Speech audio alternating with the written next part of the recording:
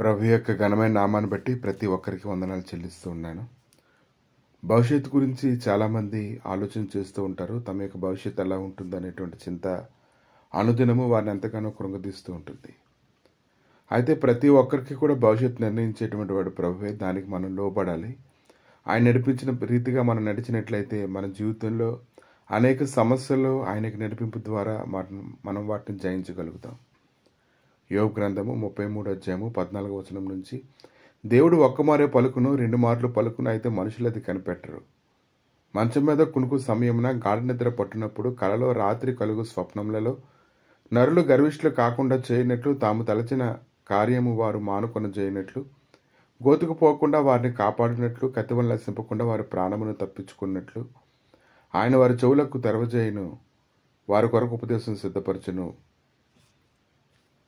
కనుక ప్రభు అయితే ప్రతి ఒక్కరి పట్ల వారి భవిష్యత్తును గురించినటువంటి ఆలోచన ఆయనకు ఉంది. కాబట్టి ప్రతి ఒక్కరు కూడా ఏ విషయంలో తప్పిపోకుండా ఉండడానికి ప్రభు అయితే ఏదో ఒక రీతిగా వారిని దర్శించడం, బలపరచడం అనేది జరుగుతుంది. ఎవరైతే ఆయన యొక్క నడిపింపు కింద ఉంటారో వారు సురక్షితంగా ఉంటారో, చాలా నెమ్మదిగా ఉంటారు. కీర్తన గ్రంథము 4వ అధ్యాయం 8వ వచనంలో చూసినప్పుడు, యెహోవా నెమ్మదితో పండుకొని నిద్రపోవదును, నేను ఒంటరిగా ఉండినని నీవే నన్ను సురక్షితంగా నివసింపజేసేదవు.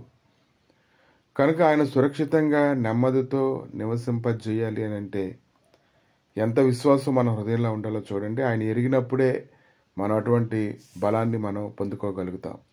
ఆదికాండం 41వ అధ్యాయం 28వ వచనంలో, ఐగుప్తు దేశమందు అంతటను బహు సమృద్ధిగా పంట పండు 7 సంవత్సరములను మరియు వాటి తర్వాత 7 సంవత్సరాల కరువును యోసేపు దాన్ని వివరించడాన్ని చూస్తూ ఉన్నాము.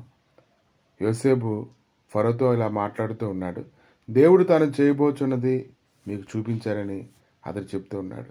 అలాగే దానియేలు గ్రంథము 2వ అధ్యాయము 19వ వచనంలో, అంతట రాత్రి యందు దర్శనము చేత ఆ మర్మం దానియేలునకు బయలుపరచబడిను. అప్పుడు అతడు దేవుని స్తుతించాడు.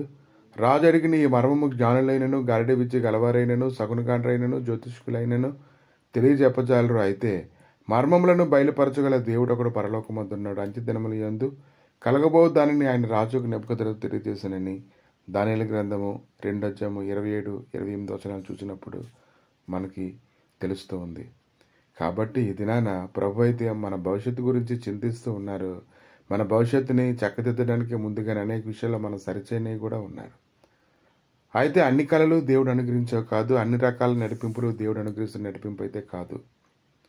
అనేక మంది అబద్ధ ప్రవక్తల చేత, అనేక మంది దేవుని యొక్క స్వరం వినకుండానే, దేవుడు మాట్లాడకుండానే, దేవుడు తెలియపరచకుండానే అబద్ధాలు పలికేటువంటి వారు అనేక మంది ఉన్నారు. అటువంటి వాటిని దినాన్ని గ్రహించాలంటే దేవుని యొక్క ప్రత్యక్షత ఈరోజు ఖచ్చితంగా మనలో ఉండాలి. అపోస్తల కార్యాలు 20వ అధ్యాయం 30వ వచనంలో, శిష్యులను తమ వెంట ఈడ్చుకొని పోవాలని వంకర మాటలు పలుకు మనుషులు మీలోనే బయలుదేరుదురు.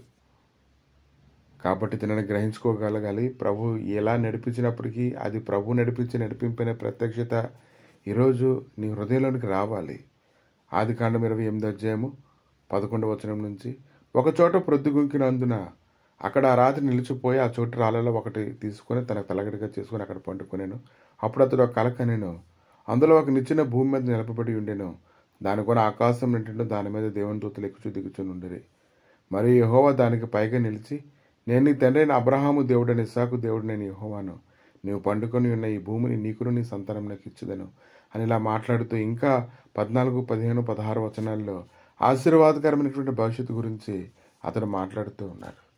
కనుక దేవునికి ఈరోజు నీ గురించినటువంటి చింత ఉంది, అది నువ్వు గ్రహించాలి. కనుక ఆయన ప్రత్యక్షతలో నువ్వు ప్రవేశించడానికి గాను లేఖనాలతో సమృద్ధిగా నీ హృదయాన్ని నువ్వు నింపుకోగలగాలి. అలా ఎప్పుడైతే నింపుకుంటావో అది నీకు వెలిగిస్తుంది. ఆ వెలుగును బట్టి ప్రతి విధమైన బలహీనత నుంచి నువ్వు తప్పించుకోగలుగుతావు.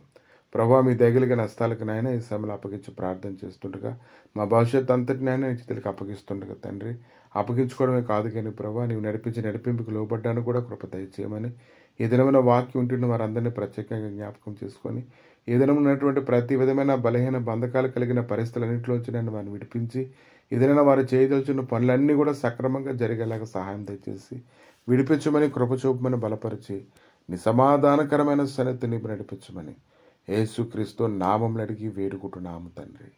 ఆమేన్.